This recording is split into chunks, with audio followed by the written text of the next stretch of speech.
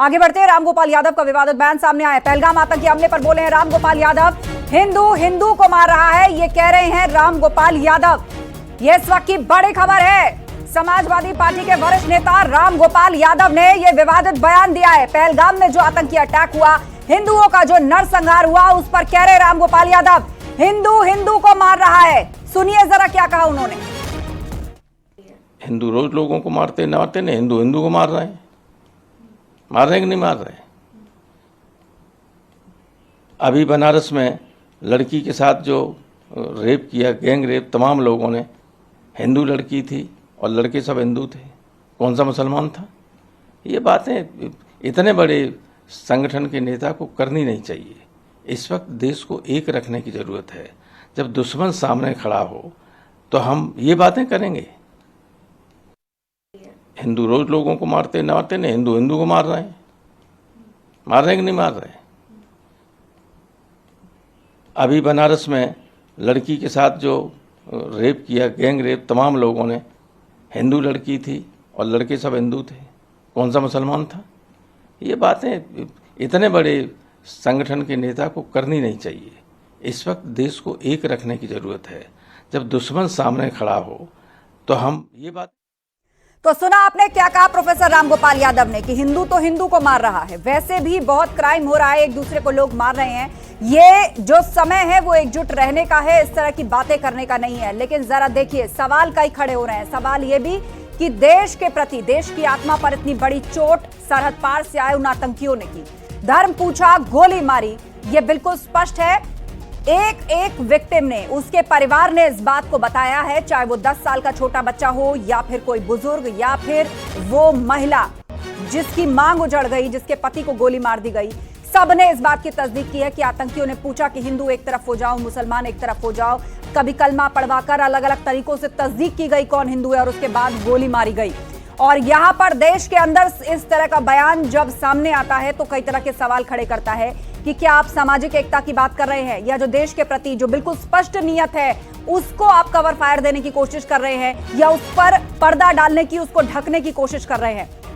Professor Ramgopal Yadav का यह बड़ा और विवादित बयान है। पहलगाम आतंकी हमले पर बोले रामगोपाल यादव कि ऐसे भी हिंदू हिंदू को मार रहा है, समाज में क्राइम हो रहा है। उदाहरण दे रहे हैं वो क्या सामाजिक रूप से हो रहा क्राइम और पहलगाम में जो हिंदुओं का नरसंहार हुआ, दोनों को बराबर करके किस तरीके से वो उसको जस्टिफाई करते नजर आते हैं। आप भी सुनिए। लोगों को मारते नहीं, हिंदू हिंदू को मार रहे हैं। मार रहे हैं कि नहीं मार रहे? अभी बनारस में लड़की के साथ जो रेप किया, गैंग रेप, तमाम लोगों ने, हिंदू लड़की थी और लड़के सब हिंदू थे, कौन सा मुसलमान था? ये बातें इतने बड़े संगठन के नेता को करनी नहीं चाहिए। इस वक्त देश को एक रखने की ज़रूरत है। जब दुश्मन सामने खड़ा हो तो हम ये बातें करेंगे। हिंदू रोज लोगों को मारते नहीं, हिंदू हिंदू को मार रहे हैं। मार रहे हैं कि नहीं मार रहे?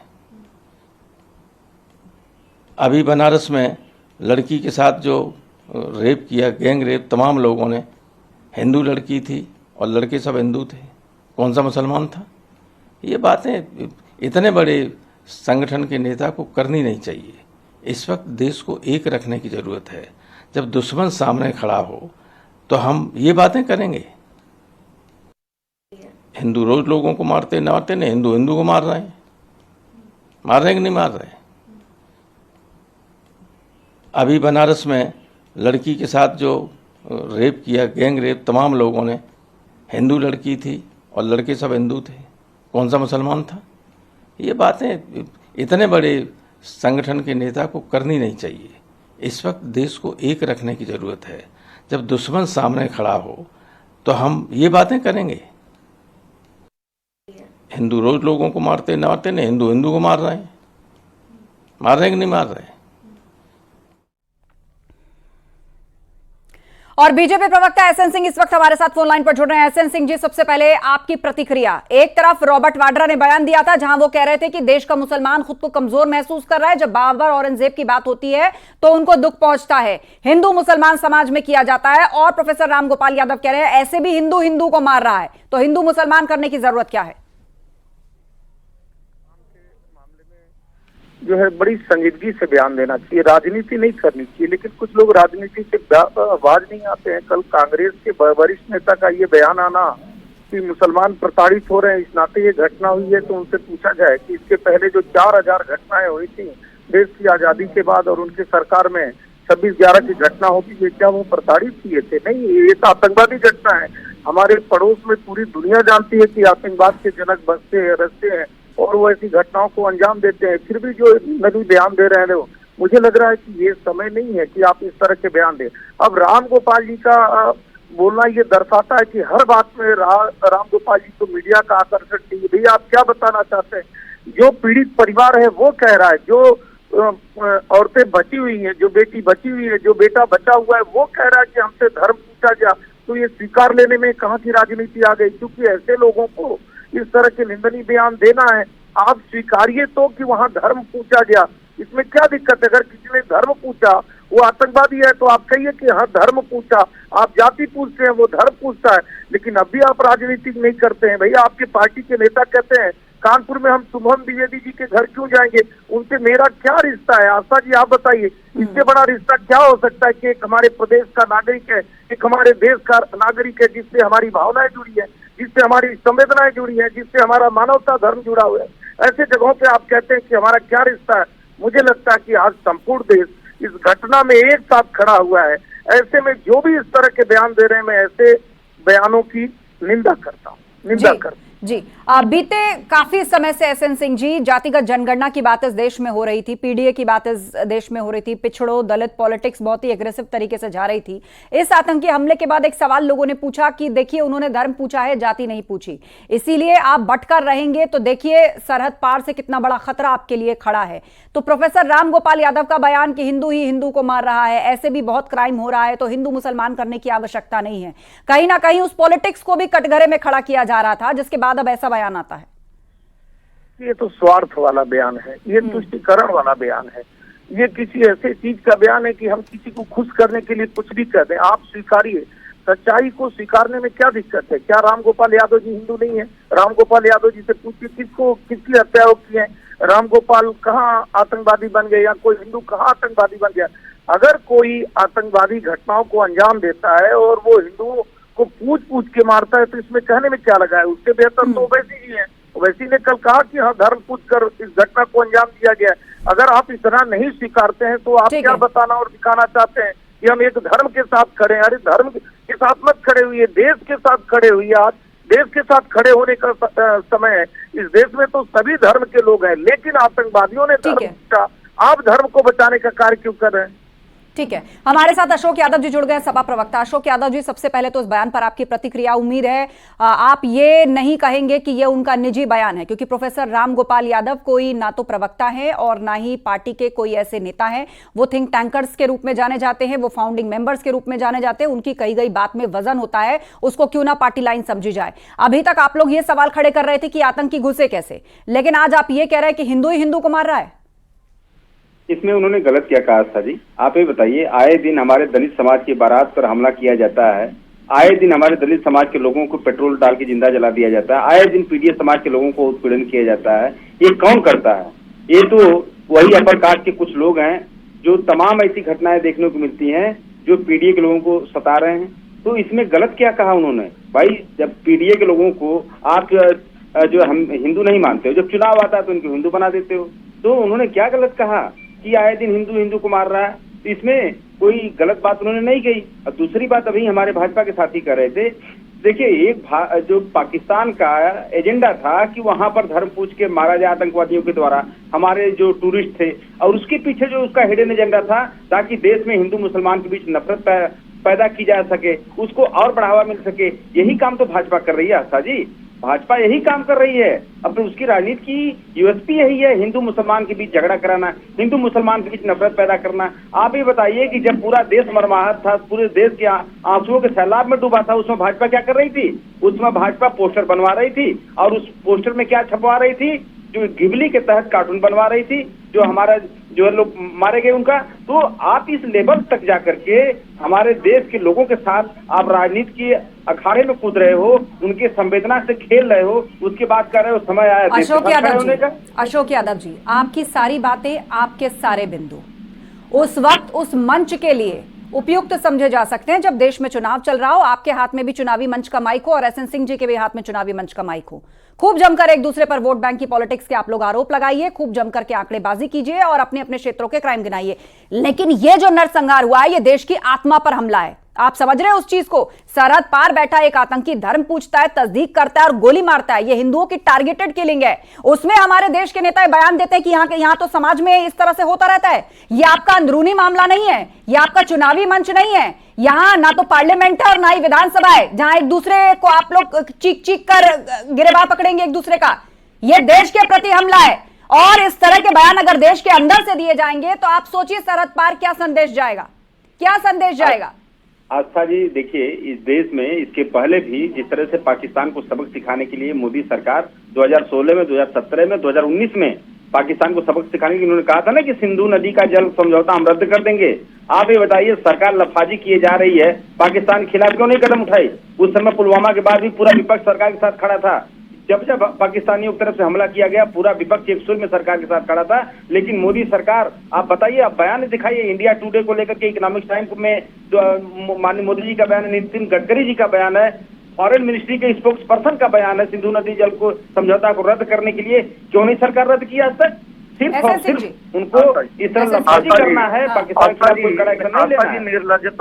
निर्लजता का हद देखिए।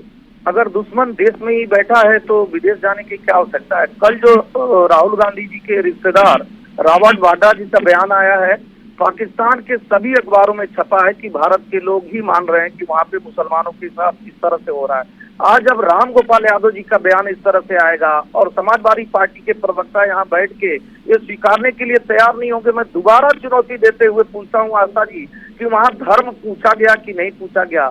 ये स्वीकारने में अगर समाजवादी पार्टी को दर्द हो रहा है तो आप सोचिए राजनीति किस दशा में जा रही है। अब खींच के आज धर्म की बात हो रही तो कहाँ लेके जा रहे हैं? पीढ़ी भाई, आपके परिवार में 4-4 बार मुख्यमंत्री रहे, आप बताइए किस समाज को आपने प्रतिनिधित्व दे दिया?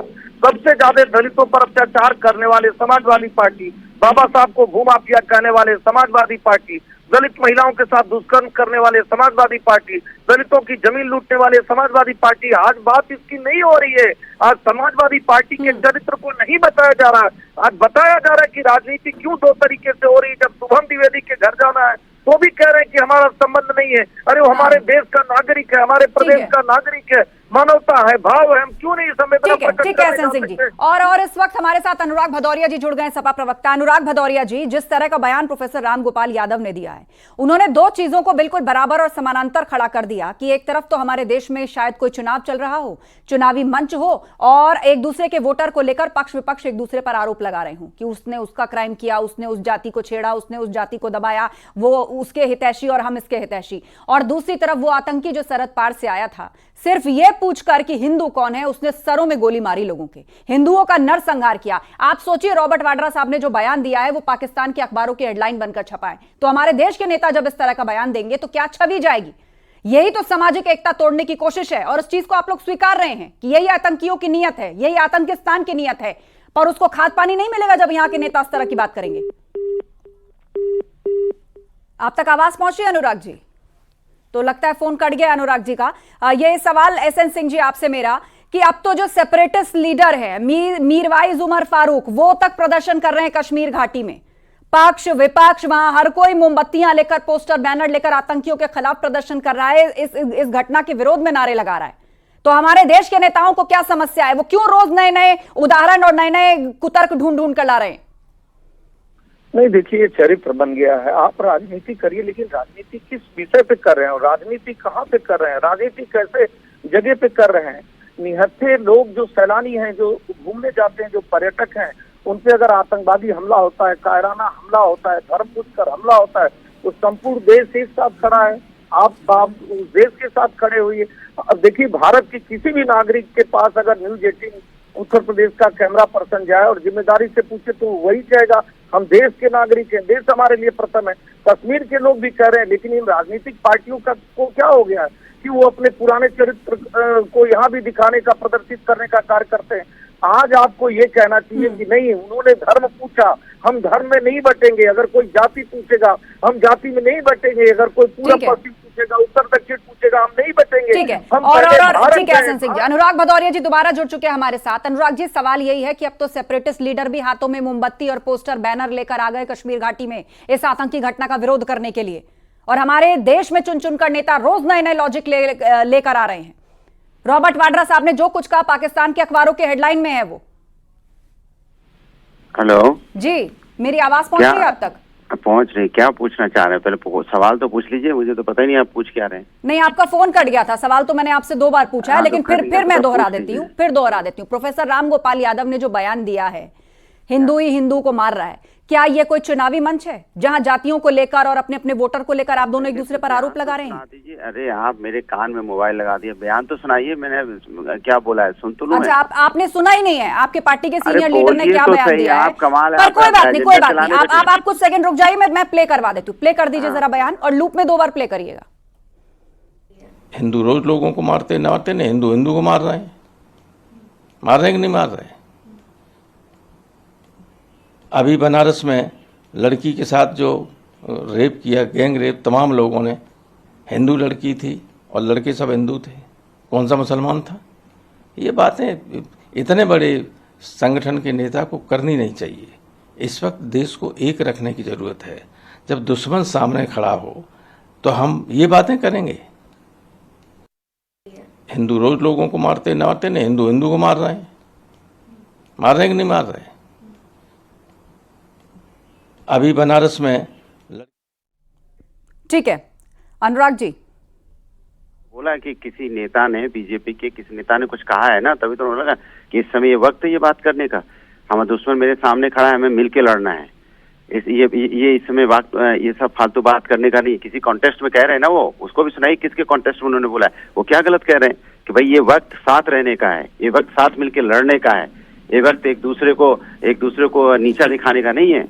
दुश्मन सामने खड़ा है, दुश्मन को उठा के पटकने का है, दुश्मन को सबक सिखाने का है, यही तो कह रहे हैं वो। माने आप लोग कुछ भी एजेंडा चलाने को तैयार हो, मतलब इतना मानसिक आप अपना पत्रकारिता को ताव पे रख दिया कि सवाल आधा काट के आप मुझसे पूछ लेना चाह रहे थे। बस अब आप लोग अपनी राजनीति को पैक करके अलमारी में नहीं रख पा रहे हैं। आप लोग अपनी राजनीति को पैक करके अलमारी में नहीं रख पा रहे हैं। शर्म की बात है ये। राष्ट्र सुरक्षा से जुड़ा हुआ मुद्दा है, आप पत्रकारों से सवाल पूछ रहे हैं। आपके नेता साफ साफ बयान दे रहे हैं। बनारस में हुई है घटना को हिंदुओं के नरसंहार से जोड़ रहे हैं। अब आपकी बंद होगी आवाज? नहीं, मेरे बंद नहीं हुई है। आप लोगों को समझ आना चाहिए कि राजनीति की तय लगा के कब रखनी है और उस राजनीति का परचम लेके चुनावी मैदान में कब उतरना है। दरअसल मुझे लग रहा है आप लोग इतना बौखला गए हैं लगातार मिलती हुई चुनाव में, जो आपकी अपेक्षाएं पूरी नहीं हो रही ना। आपको ऐसा लगता है कि घटना कोई भी हो जाए, वहां बस आपको आपकी जातिगत, आपको आपकी राजनीति चमकानी है। नहीं, ये मुझे ऐसा लगता है कि ये सवाल पूछा जा रहा था कि आतंकियों ने जाति नहीं पूछी, आतंकियों ने धर्म पूछा। उसके बाद आप लोग बौखला गए हैं कि कहीं आपकी उस राजनीति को धक्का ना लग जाए। हो गया, पोल खुल गई, अब रख दीजिए। हाँ, खुल गई आप लोगों की पोल। व्यूअर आपको भी सुन रहे हैं। आपको पता होना चाहिए कि आपको कब अपनी राजनीति का झंडा फहराना है और कहाँ उसको तय लगा के रखना है। बहरहाल जनता के विवेक पर सब कुछ छोड़िए, कौन क्या कह रहा है ये सब जनता तय करेगी। आप सभी लोगों का फिलहाल